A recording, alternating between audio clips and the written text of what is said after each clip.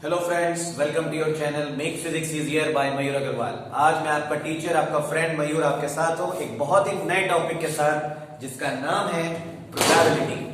Probability is one of the easiest chapter which is present in both the boards CBSE and ICSE. तो आज का जो मेरा video है वो दोनों ही बोर्ड के स्टूडेंट्स इजिली कैच कर सकते हैं। So the topic is probability. लेकिन मैं आपको बता दूं ये टॉपिक दिखने में जितना आसान है, जब आप सीनियर क्लासेस की बात करते हो तो सीनियर क्लासेस में जैसे जैसे आप आगे बढ़ते हो वैसे वैसे ये टॉपिक और भी ज्यादा कॉम्प्लिकेटेड होता चला जाता है। ठीक है, तो अगर 9th-10th में यहां पर अगर आपका बेस क्लियर नहीं होगा, यहां पर अगर आप प्रोबेबिलिटी के बेसिक क्वेश्चंस करना नहीं जानते हो तो आगे आपको बहुत डिफिकल्टीज होने वाली है। प्रोबेबिलिटी, इस कॉन्सेप्ट को हम लोग इस तरह से समझ सकते हैं कि किसी भी चीज का मैथमेटिकली अंदाजा लगाना। प्रोबेबल का मतलब होता है कि क्या अंदाजा है हमारे उस फंक्शन का, हमारे उस इवेंट का होने का या नहीं होने का। तो प्रोबेबिलिटी जो है हमारा वो पूरा एक अंदाजे पर, लेकिन मैथमेटिकल गेस, और मैथमेटिकल गेस कभी भी वर्थलेस नहीं होता है, इसकी वैल्यू होती है। मैथमेटिकल गेस की वैल्यूज होती हैं, इसके हेल्प से हम लोग, जैसे आपने क्रिकेट मैचेस देखे होंगे, क्रिकेट मैचेस में बहुत बार आपको जीत और हार का परसेंटेज दिखाया जाता है डिफरेंट टीम्स का।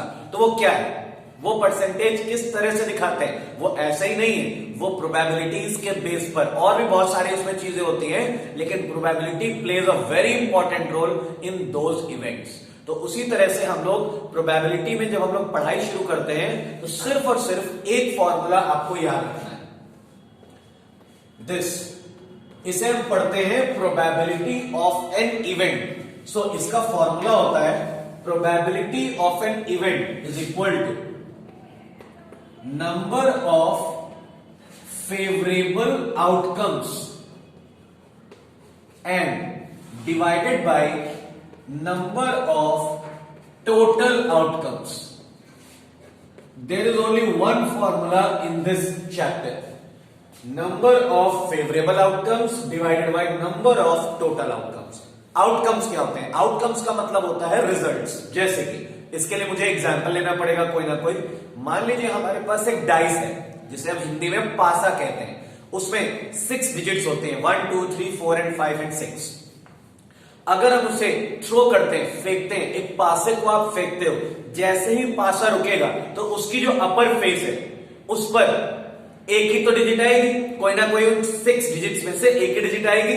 तो अगर आपसे पूछा जाए what is the probability of getting 2 at the upper face of a dice, तो आप क्या समझोगे? तो उसका मतलब क्लियर हो गया, फेवरेबल आउटकम हमारे पास 2 है। क्वेश्चन में जिस आउटकम की भी प्रोबेबिलिटी पूछी जा रही है उसे हम कहते हैं फेवरेबल आउटकम।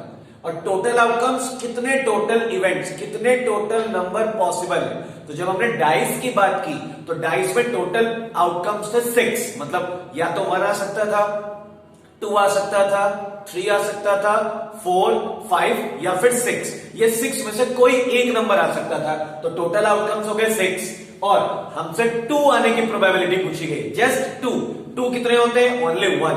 सिर्फ एक ही जगह तो 2 लिखा रहता है, तो उसका मतलब क्लियर हो जाएगा, फेवरेबल आउटकम्स के प्लेस पे हम 1 रख देंगे और टोटल आउटकम्स के प्लेस पे हम 6 रख देंगे। यही अगर क्वेश्चन में थोड़ा सा बदल दूं, अगर मैं ये कहूं what is the probability of getting an odd number while we are throwing a dice, तो अब 1 2 3 4 5 6, इन 6 में से कौन कौन से ऑड है? 1 ऑड है, 3 ऑड है और 5 ऑड है। इसका मतलब हमारे पास फेवरेबल आउटकम्स हो गए 3। सो फेवरेबल आउटकम्स के प्लेस पे रखा जाएगा 3 और टोटल आउटकम्स के प्लेस पे रखा जाएगा 6। Then we simplify that. तो इस तरह से हम प्रोबेबिलिटी के क्वेश्चंस को स्टार्ट करते हैं। आउटकम्स का मतलब होता है रिजल्ट्स, जो भी रिजल्ट्स आ रहे हैं। फेवरेबल में उन रिजल्ट्स को हमें लेना है जो क्वेश्चन के अकॉर्डिंग है, और टोटल रिजल्ट्स में से हमें सभी रिजल्ट्स को इंक्लूड करना है। याद रखिएगा दोनों जगह में नंबर से मतलब है उनकी काउंटिंग से, कि वो अमाउंट में कितने हैं, गिनती में वो कितने हैं, वो क्या है हमें उससे मतलब नहीं है।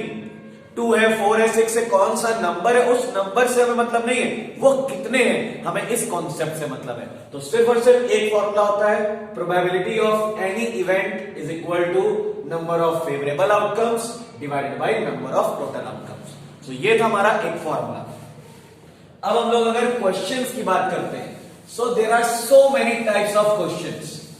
तो मैं बेसिक से स्टार्ट करता हूं आपको बताना, और देखता हूं मैं कितना कवर कर पाता हूं आज के वीडियो में। अगर कुछ बचता है तो फिर मैं इस वीडियो के नेक्स्ट पार्ट में आपको वो और डिस्कस करूंगा। सबसे पहला जो मैंने डिसाइड किया है that is ball related question. Ball related, suppose in a bag there are 4 blue balls, 5 red balls and 3 yellow balls. In a bag there are 4 blue balls, 5 red balls and 3 yellow balls. Find the probability when you are choosing any ball without looking in the bag. Thoroughly you are choosing that the ball which you are choosing that is blue ball. Find the probability of getting a blue ball. So first of all हमारे पास तीन तरह के outcomes हैं, तीन तरह के, not 3, 3 तरह के आउटकम्स हैं। सबसे पहले हम क्या निकाल लेते हैं, total number of outcomes. Total number of outcomes, तो जैसा कि हम देख रहे हैं हमारे पास 4 + 5 + 3, 4 + 5 + 3, 4 and 5 9, 9 and 3 12। तो हमारे पास टोटल आउटकम हो गए 12। मतलब अगर हम बैग में से कोई भी बॉल चूज करते हैं तो हमारे पास टोटल 12 आउटकम्स है, उन 12 में से ही कोई एक हमें चूज करना है। अब आ जाते हैं फर्स्ट पॉइंट। अगर मान लीजिए आप probability of a blue ball निकाल रहे हो, हमें फाइंड करनी है what is the probability of getting a blue ball.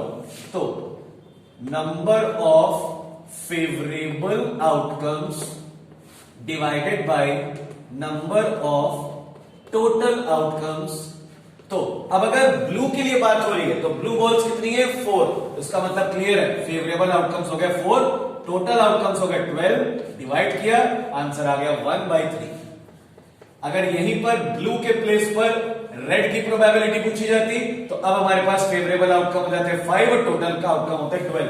Cancel हो नहीं सकता है, इसीलिए यही आंसर बन जाता है। इसी तरह अगर येलो की प्रोबेबिलिटी पूछी जाती तो 3 हो जाते फेवरेबल आउटकम और 12 हो जाते टोटल आउटकम, सो 3/12 जो कि आंसर आता 1/4। तो ये होते हैं हमारे फर्स्ट टाइप के क्वेश्चंस। बहुत ही सिंपल है, इनमें कुछ बॉल्स दी गई होंगी आपको, उन सभी के टोटल अमाउंट को निकाल लीजिए आप, उससे आप ये पता लगा लोगे नंबर ऑफ टोटल आउटकम्स क्या है, वो निकल जाएगा। उसके बाद फिर जो भी क्राइटेरिया दिया है, जिस बॉल की भी प्रोबेबिलिटी निकालनी है, उस पर्टिकुलर बॉल वो जितनी होंगी वो बन जाएगा फेवरेबल, टोटल फिक्स रहेगा, सॉल्व करके वैल्यू निकाल लेंगे। एक बात और, मान लीजिए यहाँ पर ये 3 बॉल्स दिए, हमसे कोई एक चौथी बॉल कह दी जाए, what is the probability of getting a green ball? In this question, what is the probability of finding a green ball? तो green ball की probability क्या होगी? That the answer will be 0. Why 0? Because हमारे पास favorable outcomes है ही नहीं, कोई भी green ball यहां पर है ही नहीं। तो ऐसी कंडीशन में जो प्रोबेबिलिटी की वैल्यू हो जाएगी वो 0 हो जाएगी। एक बात और मैं बता दूं आपको, किसी भी इवेंट में जो प्रोबेबिलिटी की वैल्यूज होती हैं वो 0 से 1 के बीच में लाई करती हैं। 0 से नीचे कोई भी प्रोबेबिलिटी नहीं जाएगी, 1 से ऊपर कभी भी प्रोबेबिलिटी की वैल्यू नहीं जा सकती है। और 1 प्रोबेबिलिटी का 1 आना, that is called as sure event. जब कोई इवेंट पूरी तरह से आपको यकीन है कि यही इवेंट होगा तो उसकी प्रोबेबिलिटी 1 होती है। जैसे एक पर्सन रेस में अकेला भाग रहा है, उसके जीतने की प्रोबेबिलिटी क्या है, 1, क्योंकि वो अकेला भाग रहा है तो ऑब्वियसली वो जीतेगा ही जीतेगा। जस्ट एन एग्जाम्पल, आपने एक रेड बॉल रखी है बैग में और आपसे कहा गया what is the probability of getting a red ball, तो आंसर क्या आएगा 1, क्योंकि श्योर इवेंट है। मतलब हम जानते हैं, क्लियर है कि एक ही रेड बॉल है तो हम चूज करेंगे तो वही रेड बॉल निकलेगी। So that is called as sure event. Probability का 1 आना श्योर इवेंट और 0 आना मतलब कि वो वहां पर बिल्कुल भी वो ऑब्जेक्ट है, यानी इम्पॉसिबल इवेंट है वो। So this is called as the concept of ball related question. Ball related question के बाद अब हम लोग आते हैं अगले टाइप के क्वेश्चंस पर। जो मैंने सेकेंड टाइप का क्वेश्चन डिसाइड किया है that is related to object related. Object में कोई भी ऑब्जेक्ट हो सकता है, जैसे मैंने कुछ क्वेश्चंस देखे बल्ब से related, in a lot of bulb, मतलब एक बल्ब का कई लॉट है, in that lot there are total 100 bulbs, 100 bulbs are there, out of which 10 defected और others जो है वो बाकी ठीक है. So if a shopkeeper gives randomly a bulb to a customer, what is the probability that the bulb will glow or bulb will not glow? एक lot है 100 bulbs का एक बॉक्स में, उसमें 10 डिफेक्टेड है, बाकी ठीक है. कोई भी शॉपकीपर उस लॉट में से एक बल्ब उठाकर किसी कस्टमर को देता है, तो क्या वो बल्ब ग्लो करेगा, इसकी प्रोबेबिलिटी क्या है? वो बल्ब ग्लो नहीं करेगा, इसकी प्रोबेबिलिटी क्या है? So yes, probability that it will glow. So formula तो सेम रहेगा हमारे पास, number of favourable outcomes divided by number of total outcomes. Glow तभी करेगा जब वो डिफेक्टेड नहीं होगा. टोटल कितने थे? 100, तो 100 तो यहां पर आ गया. अब ग्लो वही करेगा जो सही बल्ब होगा. सो 10 डिफेक्टेड है तो 100 माइनस 10 कितना है? 90. डिवाइड किया तो आंसर कितना आ रहा है? 9/10. और दूसरा विल नॉट ग्लो, अगर ग्लो नहीं करने वाले बल्ब की प्रोबेबिलिटी निकालनी है तो the answer will be 10/100. So the answer will be 1/10. इसको कैंसिल कराएंगे, यहां से आंसर आ जाएगा 1/10. एक और खास बात, अगर आप इन दोनों नंबर्स को 9/10 को और 1/10 को अगर आप प्लस करो तो उसका आंसर क्या आ रहा है? देखा आपने? 1. इसका मतलब क्लियर है, यहां दो ही चॉइसेस है, या तो बल्ब ग्लो करेगा या बल्ब ग्लो नहीं करेगा. तो इसका मतलब क्लियर है कि जब हम कोई किसी भी एक पर्टिकुलर इवेंट की किसी भी एक इवेंट की हम प्रोबेबिलिटीज निकालते हैं तो उन सभी प्रोबेबिलिटीज का जो सम होता है वो 1 होता है. मान लीजिए कोई एक पर्सन है, इसमें एक और क्वेश्चन, एक और टाइप का बहुत आसान क्वेश्चन डिस्कस कर रहा हूं. मान लीजिए मैं और एक मेरा फ्रेंड दोनों रेस में भाग रहे हैं. मेरे जीतने की प्रोबेबिलिटी 0.4 है, तो मेरे फ्रेंड के जीतने की प्रोबेबिलिटी क्या होगी? What is the probability of my friends winning? 0.4 को मैं 1 से सबट्रैक्ट करा दूंगा, क्योंकि दो लोग भाग रहे हैं. इसका मतलब क्लियर है, मेरी प्रोबेबिलिटी जीतने की और मेरे फ्रेंड की प्रोबेबिलिटी जीतने की, दोनों का सम 1 होगा. तो वहां से इस तरह के क्वेश्चंस भी आपसे पूछे जा सकते हैं. तो यहां पर भी देयर आर ओनली 2 चॉइसेस, या तो बल्ब ग्लो करेगा या बल्ब ग्लो नहीं करेगा. तो इसीलिए इन दोनों की प्रोबेबिलिटीज का सम 1 होगा. तो इस कॉन्सेप्ट की भी रिक्वायरमेंट कभी कभी आपको पड़ सकती है. तो ये थे हमारे ऑब्जेक्ट रिलेटेड क्वेश्चन. वीडियो को आगे बढ़ाते हैं और नेक्स्ट टाइप के क्वेश्चन की बात करते हैं. अब हमारे पास जो अगला क्वेश्चन है that is number related. Number related का मतलब है, suppose we have numbers 1 to 10. हमारे पास कुछ स्लिप्स हैं या कुछ कार्डबोर्ड में 1 to 10 नंबर लिखे हैं और हमें मालूम नहीं है, हमें उनको थॉरली मिक्स कर दिया गया है. So what is the probability of getting a prime number? There are 10 cards in which 1 to 10 numbers are written. We have to choose any card randomly. What is the probability that the card which we are choosing that will come a prime number? So we have to find probability of a prime number. ये हमें find करना है. तो सबसे पहले हम prime numbers सोच लेते हैं कौन कौन से. पहला प्राइम नंबर होगा 2, 3, 5 एंड 7. अगर हम 1 से लेकर 10 के बीच की बात करें तो प्राइम नंबर 2 होता है, 3 होता है, 5 होता है, 7 होता है. इसके अलावा कोई प्राइम नंबर नहीं है.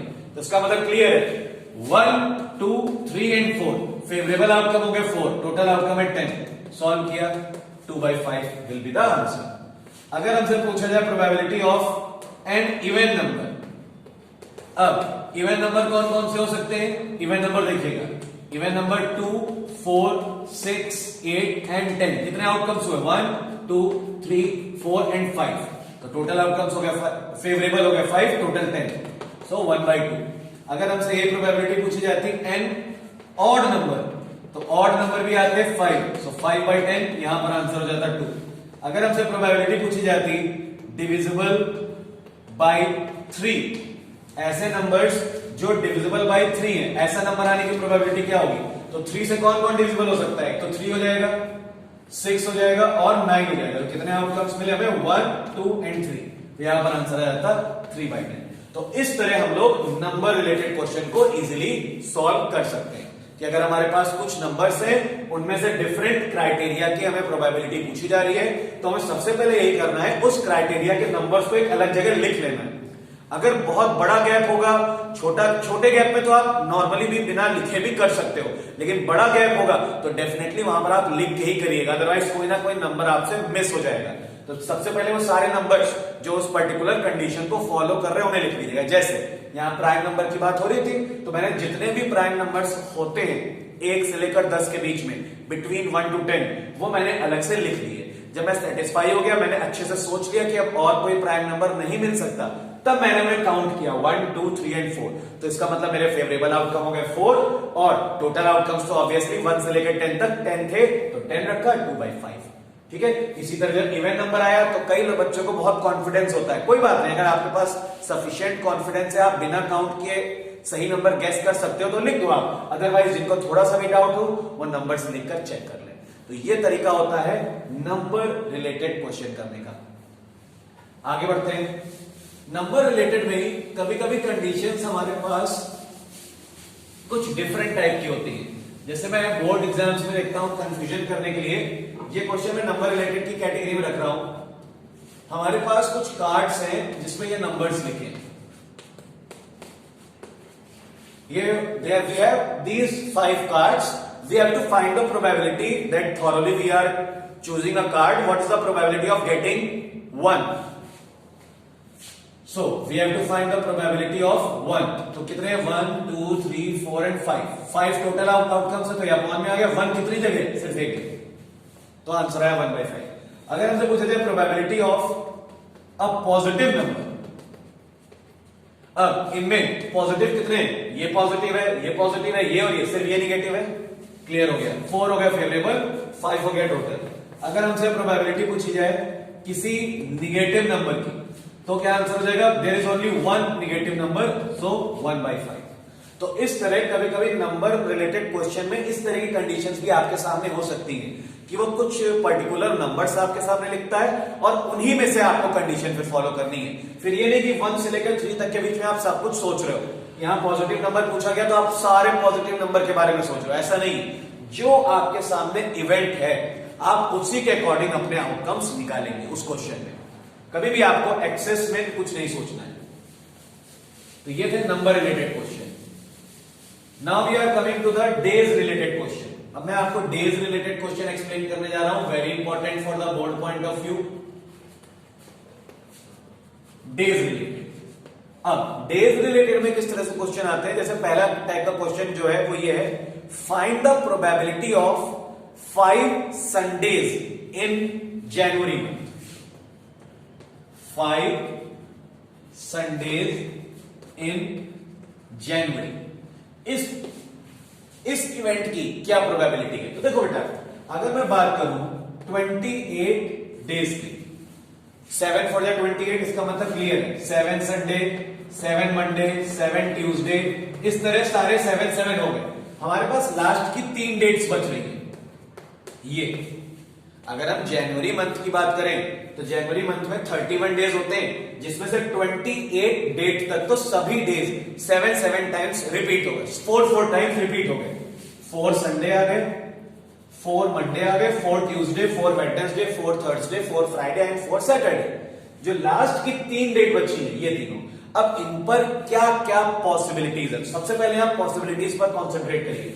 या तो यहां हो सकता है संडे, मंडे और ट्यूसडे, या इन तीनों में हो सकता है मंडे, ट्यूसडे, वेडनेसडे, या हो सकता है ट्यूसडे, वेडनेसडे, थर्सडे, या हो सकता है वेडनेसडे, थर्सडे, फ्राइडे, या थर्सडे, फ्राइडे, सैटरडे, या फिर फ्राइडे, सैटरडे, संडे, या फिर सैटरडे, संडे, मंडे, या फिर संडे, मंडे, ट्यूसडे। देखिए रिपीट होने लगा, संडे, मंडे, ट्यूसडे हम लिख चुके हैं, इसका मतलब क्लियर है। इस वाले हमें आउटकम को यहां से हटाना पड़ेगा।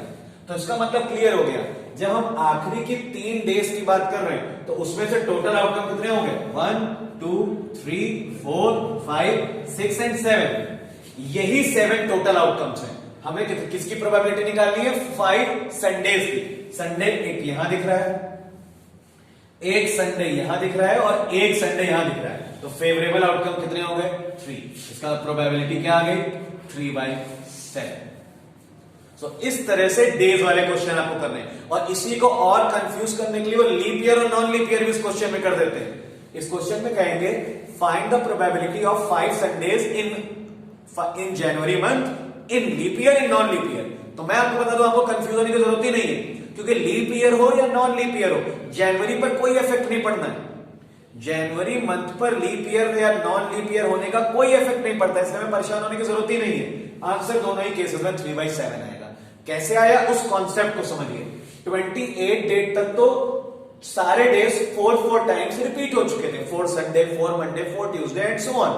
लास्ट की जो 3 डेट्स बचती हैं उस पर ऑब्वियसली एक पैरामीटर फॉलो होगा ना, या तो संडे मंडे ट्यूसडे होगा, लगातार ही तो आएंगे, कोई ऐसा तो है नहीं कि मंडे आ जाए फिर फ्राइडे आ जाए फिर संडे आ जाए, ऐसा तो पॉसिबिलिटी होती नहीं है।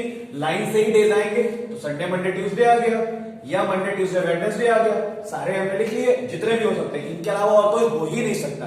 कितने आए टोटल? 7, इसीलिए टोटल के प्लेस पे 7, जिसमें से संडे हमें 3 प्लेसेस पर दिख रहा है, इसीलिए यहां पर आ गया 3। इसी क्वेश्चन में अगर मान लीजिए 5 संडेज इन कहता फेब्रुवरी, तब हमारा क्वेश्चन थोड़ा चेंज हो जाता। फेब्रुवरी, अब फेब्रुवरी में दोनों आंसर अलग अलग होते हैं, लीप ईयर का अलग, नॉन लीप ईयर का अलग। सबसे पहले हम लोग नॉन लीप ईयर की बात करते हैं। अगर आप बात करो नॉन लीप ईयर की, तो प्रोबेबिलिटी आ जाएगी, प्रोबेबिलिटी ऑफ 5 संडेज 0। क्यों आ गए 0? क्योंकि वहां पर 5 डेज हो ही नहीं सकते।